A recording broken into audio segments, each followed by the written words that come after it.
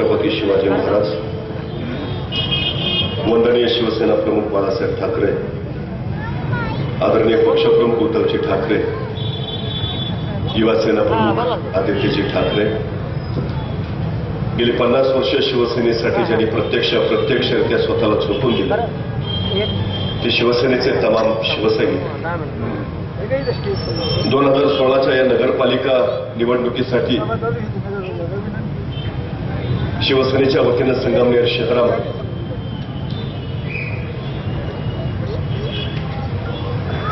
धनुष्यबाण या चिन्हावर शिवसेना प्रमुखांची विचारधारा घेऊन आमचे उमेदवार उभा आहेत.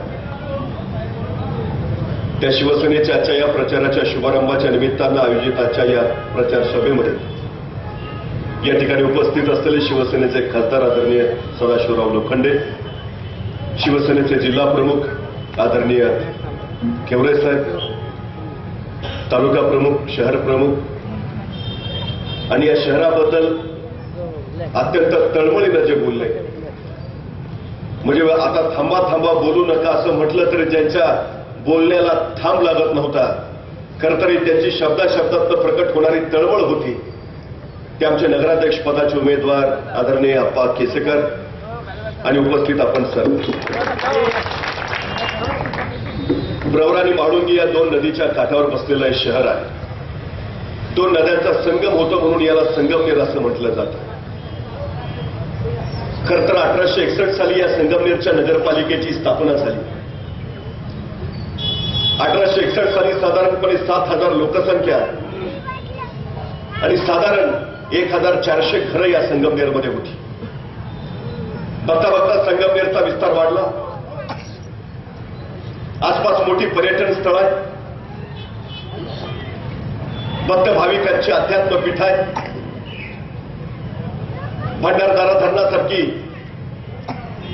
धरणं आहे. अशा या सगळ्यांचं केंद्रस्थान म्हणून संगमनेरकडे बघितलं जातं. आसपासच्या गावागावातून व्यापारासाठी, बाजारासाठी येणारी मंडळी या संगमनेर शहरामध्ये येतात. त्यामुळे राजकीय दृष्ट्या, सामाजिक दृष्ट्या, आर्थिक दृष्ट्या संगमनेरचं महत्व अत्यंत मोठं आहे. 1873 साली संगमनेरमध्ये पहिल्यांदा कॉटेज हॉस्पिटलची निर्मिती झाली. त्या आजूबाजूच्या सगळ्या परिसरातल्या लोकांच्या रुग्णसेवेची सोय व्हावी याच्यासाठी छत्रपती शिवाजी महाराजांचा सरदार मोगलांशी लढता लढता याच संगमनेरच्या मातीमध्ये शहीद झाला, धारातीर्थी पडला, तो सिद्धोजी निंबाळकर. स्वातंत्र्य चळवळीमध्ये सुद्धा या संगमनेर शहरानं आपला बराचसा वाटा दिला. सहकाराच्या चळवळीमध्ये या संगमनेर भागांना, अनेक तालुक्यातल्या गावागावांना आपला मदतीचा हात दिला. त्यामुळे एकूण सगळ्या बाबतीत जर बघितलं तर संगमनेर हे सगळ्या बाजूनी सामाजिक आणि आर्थिक दृष्ट्या अत्यंत महत्वाचं केंद्र आहे. पण ज्यावेळी या शहराची अवस्था बघतो, 1861 साली स्थापन झालेली नगरपालिका खरं तर आजूबाजूच्या गावागावांना कवेत घेऊन विकासाची मांदियाळी निर्माण करीत आतापर्यंत महानगरपालिका व्हायला हवी होती. पण दुर्दैवानं महानगरपालिका व्हायचं राहिलं दूर, ती नगरपालिका तरी राहते का असा प्रश्न उपस्थित राहावा, अशी केविलवाणी अवस्था या शहराची झाली. मला आता सांगितलं की शिवसेनेचा वचननामा प्रकाशित करायचा आहे. माझी अशी धारणा होती, मी त्यांना विचारलं की 25 वर्षाच्या लोकांकडे सत्ता आहे, 25 वर्ष त्यांनी सगळं करून ठेवलं असणार, आता तुम्ही नव्यानं काय करणार आहे ते वचननामा काढताय. 25 वर्ष त्यांच्याकडे सत्ता आहे, त्यांनी खरं तर काही असं काम ठेवायलाच नको होतं की ज्याचा करायचं आहे सातत्यानं. माझी अशा अपेक्षा होती की काँग्रेसचा जाहीरनामा आपण यावेळी कोराच असला पाहिजे, कारण कोरा असणं म्हणजे याचा अर्थ 25 वर्षात त्यांनी काहीतरी काम केलं असं दाखवणं. यावेळी जर काँग्रेसचा जाहीरनामा निघाला तर लक्षात ठेवा, हे त्यांनी सिद्ध केलं की 25 वर्ष आम्ही काहीही करू शकलो नाही, म्हणून परत यावर्षी निवडून द्या. या 5 वर्षामध्ये आम्ही हे करून टाकू. अर्थ स्पष्ट आहे, भूमिका स्पष्ट आहे. योजना अनेक आल्या. जलशुद्धी किरण केंद्राचं झालं, सध्या ते बंद आहे. कॉटेज हॉस्पिटल आलं, ते निवडणुकीपुरतंच म्हणे चालू राहतं. इतर काळात तिथं फक्त पोस्टमार्टम चालतं. म्हणजे कॉटेज हॉस्पिटल आजारी पडलेल्या माणसांना बरं करण्यासाठी काढलंय का मेलेल्या माणसांना फाडण्यासाठी काढलंय याचं एकदा निश्चितपणे संशोधन झालं पाहिजे. सर्वसामान्यांच्या आरोग्याची काळजी नाही, माणसांना शुद्ध पाणी पुरवठा होत नाही. पावसाळ्यात मात्र माणसांच्या घराघरात पाणी घुसतं आणि माणसांच्या तोंडचं पाणी पळवलं जातं. हा विरोधाभास नेमका काय आहे याचंही गणित एकदा नीटपणे बघितलं पाहिजे. खरं तर 25 वर्ष ज्यांच्याकडे सत्ता आहे त्यांच्याकडून हे व्हावं ही अपेक्षा अपेक्षित नाही. मग नेमकं घडलं काय मी नेहमी सांगतो. एक छोटंसं खेडेगाव होतं. त्या खेडेगावात आई तिला 2 मुलं. मुलाचं नाव विकास आणि मुलीचं नाव योजना. त्या काळी मुलींना शिकवायची पद्धत नव्हती. मग आईनं काय केलं, शेजारच्या गावात असणाऱ्या शाळेत विकासला शाळेला टाकलं. त्याला सांगितलं तू काय फार ये जा करू नकोस, तू त्याच गावात राहा, उगाच वेळ वाया नको जायला, तिथंच बसून अभ्यास कर, जेवणाची काळजी करू नको, तुझा रोज योजनाजवळ मी डबा देत जाईल. मग विकास शेजारच्या गावात राहिला. इकडे आई रोज सकाळी लवकर उठायची, चांगल्या चुंगल्याचा डबा तयार करायची, तो डबा योजनेच्या हातात द्यायची आणि सांगायची जा विकासला नेऊन दे. योजना तो डबा घ्यायची आणि चालत चालत शेजारच्या गावात विकासला डबा द्यायला जायची. पण अर्ध्या वाटेत गेली की योजनालाच भूक लागायची. मग विकासासाठी दिलेला डबा त्या मर्त्या रस्त्यातच उघडायची, त्यातलं चांगलं चुंगलं खाऊन घ्यायची आणि राहिलेला उरलेला डबा मग पुढे विकासला नेऊन द्यायची. हे वर्षभर चालू राहिलं. आईला वाटलं तर आपण वर्षभर विकासला चांगलं चुंगलं खाऊ घातलंय, विकास कसा तर जाडजूड झालेला असला पाहिजे. पण वर्षाच्या शेवटी विकास घरी आला, विकास होता तेवढाच, योजना मात्र मधल्यामध्ये खाऊन फुगली. संगमनेर शहराच्या योजनांचं नेमकं ते झालंय का याचं जनतेने एकदा पोस्टमॉर्टम करायची गरज आहे.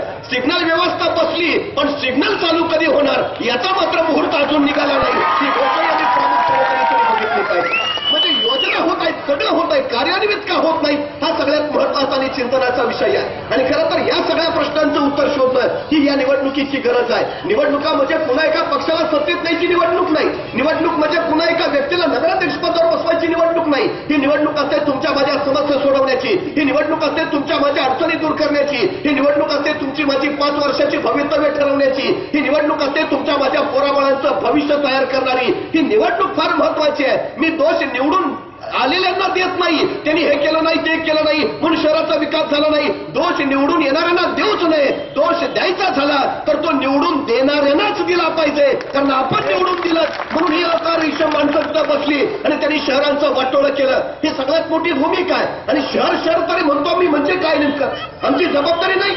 हे माझं शहर आहे, माझं शहर आहे तर माझी जबाबदारी काय आहे. माझी जबाबदारी ज्यावेळी मला संधी मिळते त्यावेळी योग्य माणसाला सत्तेत नेऊन पोहोचवणं, योग्य विचार असणाऱ्या आणि समाजकारणाची योग्य दिशा असणाऱ्या माणसाला त्या सत्तेपर्यंत पोहोचवणं, जेणेकरून उद्याचा विकास अत्यंत उत्तम पद्धतीनं होऊ शकेल. शिवसेना प्रमुख बाळासाहेब ठाकरेंनी आम्हाला तो 80% समाजकारणाचा वारसा दिला. पक्षप्रमुख उद्धवजी ठाकरेंनी आम्हाला सांगितलं आमची बांधिलकी सत्तेशी नाही, आमची बांधिलकी जनतेशी आहे. जिथं जनतेवर अन्याय होईल तिथं शिवसेना रस्त्यावर देखील उतरेल. आणि आज रस्त्यावर त्या सत्तेसाठी नव्हे तर जनतेशी असल्या बांधिलकीसाठी शिवसेना उतरते, या निवडणुकीमध्ये सामोरी जाते. खरं तर आता शिवसेनेच्या प्रचार सभा होत आहेत का तर गेल्या 25 वर्षात यांच्या ताब्यात सत्ता आहे, हे काही करू शकले नाही म्हणून शिवसेनेला सत्ता द्या. मला असा प्रश्न पडतो काँग्रेसच्या सभाशा हे कशा घेतील. म्हणजे नेमकं त्यांच्या सभेत ते सांगतील काय. 25 वर्ष हेच होते, आता काय सांगायचं नेमकं. मी नेहमी आणखी सांगतो तुम्हाला. एक सद्ग्रस्त होता, नोकरीला होता एका ऑफिसमध्ये आणि मग ऑफिस सुटलं, दुपारची जेवणाची सुट्टी झाली, सगळे सहकारी आपापले डबे घेऊन जेवायला बसले. मग यानं आपला जेवणाचा डबा उघडला. जेवणाचा डबा उघडला तशी त्यानं खिचडी बघितली. म्हणलं हा तेरे की परत खिचडीच, आपल्याला अजिबात आवडत नाही. जरा कशी तरी नाईलाजाने खिचडी खाल्ली. दुसऱ्या दिवशी परत ऑफिसला आला, जेवणाची सुट्टी झाली, परत जेवणाचा डबा उघडला, परत खिचडी, धत तेरे की परत खिचडीच. तोही दिवस गेला. तिसऱ्या दिवशी परत ऑफिसला आला, परत जेवणाची सुट्टी, परत जेवणाचा डबा उघडला, जेवणात परत खिचडी. अरे मला खिचडी आवडत नाही, किती वेळा सांगितलं पण परत खिचडीच. तंतन केली, वैतागला. त्याचं हे वैतागले पण बघून त्याच्या शेजारी बसलेला म्हणाला अरे बाळा तुला जर खिचडी आवडत नाही तर तुझ्या बायकोला सांगायचं बाई खिचडी न बनवता दुसरा काहीतरी पदार्थ बनव. तसं त्या सहकार्याला म्हणाला हे बघ मित्रा माझं अजून लग्न झालेलं नाही, त्यामुळे मला बायको नाही, त्यामुळे माझं जेवण मलाच बनवावं लागतं आणि मला खिचडीशिवाय दुसरं काही येत नाही. हे काँग्रेसवाल्यांची अवस्था अशी आहे. शहराच्या विकास कामाची खिचडी कशी करायची हे यांच्याकडनं शिकायचं. आणि आता या निवडणुकीच्या प्रचार सभेत परत हे सांगेल, खिचडी आपल्याला अजिबात आवडत नाही. केली कुणी? म्हणजे खिचडी करणार तुम्ही, डब्यात भरणार तुम्ही, खायला परत बसणार तुम्ही, आणि परत निवडणुकीच्या तोंडावर लोकांना खिचडी आपल्याला अजिबात आवडत नाही. काय प्रकार आहे? शिवसेनेनं त्यासाठी एक विकासाचा वचननामा तयार केला. पहिली गोष्ट, आमचं शहर हे सुदृढ शहर असेल. सुदृढ याचा अर्थ काय? ते स्वच्छ असेल, इथल्या कचऱ्याचं व्यवस्थित व्यवस्थापन केलं जाईल, घनकचऱ्याचं व्यवस्थापन केलं जाईल, त्याच्यावर उद्योगांची किंवा खतांची निर्मिती केली जाईल, वीज निर्मिती सुद्धा केली जाईल, स्वच्छता पाळली जाईल. खरं तर इथं सत्ता काँग्रेसचे म्हणतात, पण लोक डासांचं साम्राज्य असं सांगतात. पण मलाही कधी कधी प्रश्न पडतो, नेमकं राज्य कोणाचं आहे? याची होते काय? अस्वच्छता निर्माण झाली, आरोग्याचे प्रश्न निर्माण झाले, आरोग्याचे प्रश्न निर्माण झाले. तुम्ही कॉटेज हॉस्पिटल बंद करून ठेवलं, जलशुद्धीकरणाचं केंद्र झालं, शुद्ध पाण्याचा पुरवठा नाही, माणसं परत आजारी पडली. आजारी जर पडली, आरोग्याच्या सोयी जर नसल्या तर माणसं निकोपानी निर्माण असणार नाही, सबब सुदृढ नागरिक तयार होणार नाही. आणि जिथं नागरिक सुदृढ नसेल ते शहर सुदृढ असणार नाही. शिवसेनेचं पहिलं वचन आहे, हे शहर आम्ही पूर्णपणे सुदृढ करू. इथल्या स्वच्छतेच्या व्यवस्था असेल, शुद्ध पाणी पुरवठ्याची सोय असेल, आरोग्याच्या सुविधा असतील, या सगळ्याची पूर्तता शिवसेना प्रामुख्यानं करेल. दुसरा महत्वाचा मुद्दा आहे, हे शहर सुकर शहर असलं पाहिजे, म्हणजे सहज असलं पाहिजे. एका ठिकाणवरनं दुसऱ्या ठिकाणी मला सहज जाता आलं पाहिजे, मला वाहतूक कोंडीत अडकून उपयोग होणार नाही. मी ज्या रस्त्यावरनं जातो ते रस्ते उत्तम पद्धतीचे असले पाहिजेत, दर्जेदार असले पाहिजेत. फक्त ते कागदावर दुरुस्त होऊन चालणार नाही, तर ते प्रत्यक्षातच गुळगुळीत झाले पाहिजेत. ज्या पद्धतीचे रस्ते त्याला देणं ही आमची महत्वाची गरज आहे. मला ज्या गोष्टी लागतात त्या गोष्टी मला सहजासाठी उपलब्ध असणं अत्यंत गरजेचं आहे. पण मला काय लागतं? मला रोज भाजी लागते. संगमनेरमध्ये भाजी मंडई कुठे आहे? 5-50 गावचे शेतकरी येतात संगमनेरमध्ये भाजी विकायला, पण संगमनेरमध्ये अजूनही भाजी मंडईची व्यवस्था नाही. लोकांना त्या गोष्टी ज्या ज्या हव्या त्या योग्य वेळी योग्य ठिकाणी उपलब्ध करून देणं, म्हणजे त्याचा व्यवहार सहज करणं, असं सहज शहर निर्माण करणं ही शिवसेनेची प्रामुख्याने घोषणा आहे. आणि सगळ्यात महत्वाचा विषय सुरक्षित शहर. सुरक्षित याचा अर्थ भर रस्त्यात कोणी गोळ्या नाही झाडणार, त्याला सुरक्षित शहर असं म्हणायचं. माझी बहीण जर घरातनं बाहेर पडली तर तिला शहरात फिरताना कुठेही भीती नाही वाटली पाहिजे, असुरक्षितता वाटली नाही पाहिजे, अशा अवस्था निर्माण करणं याचा अर्थ सुरक्षित. माझा एखादा ज्येष्ठ नागरिक, माझे वडील जर कुठे बाहेर पडले तर त्या गर्दीतनं बाहेर पडताना, गाड्यांच्या तर्फ्यातनं चालताना त्यांना धक्का लागणार नाही, अपघात होणार नाही, इतकं सुटसुटीत व्यवस्थापन नियोजन असणं याचा अर्थ सुरक्षित शहर असणं. संगमनेर हे सुरक्षित शहर बनवणं ही शिवसेनेची प्रामुख्याने सगळ्यात मोठी भूमिका आहे. आणि सगळ्यात महत्वाचा विषय, हे शहर सुंदर असणं. सुंदर असणं म्हणजे बाग बगीचे, गार्डन हे ते सगळं झालंच पाहिजे, पण त्याच्याही पलीकडे जाऊन रस्ते सुद्धा इतके देखणे असायला हवेत, रस्त्याच्या मध्यात पथदिवे असायला हवेत, कडेला झाडं हवीत, आणि त्या रस्त्याच्या कडेला बाकडी टाकून बसलं तर रस्त्यावरची वाहतूक बघत बघत सुद्धा मला विरंगुळा मिळाला पाहिजे. अशा पद्धतीची शहराची रचना, म्हणजे मूलभूत आणि पायाभूत सुविधा ज्या आहेत त्या पूर्णतः लोकांना देणं ही सगळ्यात महत्वाची गोष्ट आहे. नगरपालिकांची खरं तर ही कामं असतात की तुम्ही शहर सुदृढ बनवणं, तुम्ही सुकर शहर निर्माण करणं, तुम्ही सुरक्षित शहर निर्माण करणं, तुम्ही सुंदर शहर निर्माण करणं. पण सध्याची नगरपालिका हे सगळं बाजूला सोडून पाणीपट्टी वसूल करणं, घरपट्टी वसूल करणं, नाना कर भरणं, म्हणजे माझी कमाई किती आणि मी टॅक्स भरायचा किती. माणसं संगमनेर सोडून शेजारच्या गावात जायला लागली. शिवसेना पहिला हा बोजा मोडीत काढेल.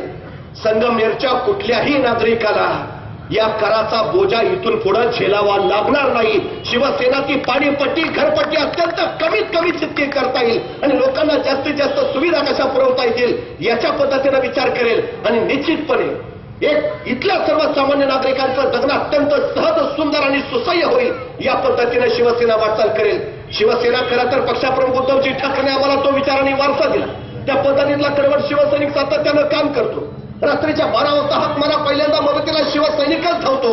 शिवसेनेनं आतापर्यंत या शहराच्या विकासासाठी सुद्धा अनेक आंदोलनं केली, अनेक प्रश्न निर्माण केले. खरं तर थेट पाईपलाईन झाली तुमच्या निळवंडे धरणातनं, ही शिवसेनेच्या काळात झाली. 50 कोटी रुपये मनोहर जोशींनी मंजूर केले आणि त्याच्यानंतर लोकवर्गणीतनं पैसे गोळा झाले. याचं श्रेय जर दुसरं कुणी घेत नसेल तर त्या दुसऱ्या कुणाचंही नाही, हे संगमनेरच्या जनतेचंच हे यश आहे. ही गोष्ट आपण प्रामुख्याने निश्चितपणे लक्षात घेतली पाहिजे. इथून पुढच्या विकासासाठी आणि सगळ्यात महत्वाचा विषय सांगतो, लोकांनी परिवर्तन केलं, केंद्रात परिवर्तन केलं, विधानसभेत परिवर्तन केलं.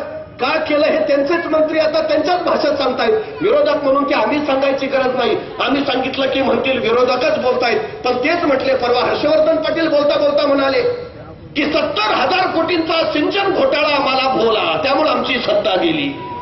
बरं झालं का गेली कळलं नाही. घोटाळा कुणी केला? तुम्हीच केला. मग मित्र असताना, सत्तेत असताना का नाही बोलला? आता सत्ता गेल्यावर घोटाळा कळला का? शिवसेना विरोधक आहे, विरोधात बोलणार मान्य आहे, पण त्यांचेच लोक बोलतायत. त्यामुळे जे वर घडत होतं तेच खाली घडत होतं. दुसरं काय घडणार आहे? काँग्रेस राष्ट्रवादीने याच्यापेक्षा दुसरं केलं काही नाही. म्हणून लोकांनी लोकसभेतनं बाजूला केलं, विधानसभेतनं बाजूला केलं. आता वेळ आहे नगरपालिका आणि नगरपंचायतीतनं बाजूला करायची. मतदारांच्या पुढे ही सगळ्यात चांगली संधी आहे की आता शिवसेनेच्या धनुष्यबाणाचं बटन दाबा आणि नव्या विकासाला, नव्या परिवर्तनाला सुरुवात करा. मी वारंवार पुन्हा एकदा गोष्ट सांगतो, जगातल्या कुठल्याही पक्षाचं चिन्ह धनुष्य नाही, कुठल्याच नाही, शस्त्रच नाही. कुठल्याच पक्षाचं चिन्ह शस्त्र नाही, फक्त शिवसेनेचं चिन्ह शस्त्र आहे, धनुष्यबाण. आणि धनुष्यातनं एकदा बाण सुटला की सुटला, तो परत घेता येत नाही. तसा शिवसेनेने एकदा शब्द दिला की दिला, तो पूर्ण केल्याशिवाय शिवसेना राहत नाही.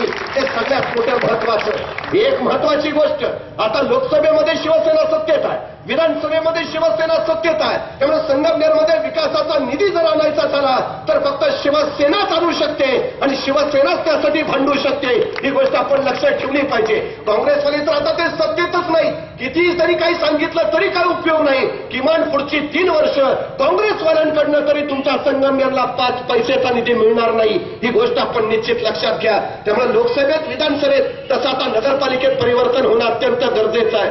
आमचा एक मित्र होता, आजचे दिन आएंगे, आजचे दिन आएंगे करत आजच्या दिनाची घोषणा केली त्यांनी. गेली 3-4 दिवस बँकांच्या बाहेर लोक आजच्या दिनाचा चांगला अनुभव घेत आहेत. आजचे दिन जाऊ द्या, त्यांनी एकट्याचेच आजचे दिन आएंगे अशी अलीकडे भूमिका घेतली. ही सगळ्यात मोठी गोष्ट.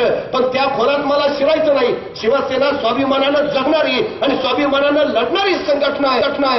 मागं लाचारून फिरणारे नाही. आमची ताकद आम्ही तर टाकूच, पण वाघ एकटाच असतो. कळप फक्त शेळ्या मेंढ्यांना करावे लागतात, एवढं फक्त लक्षात ठेवा.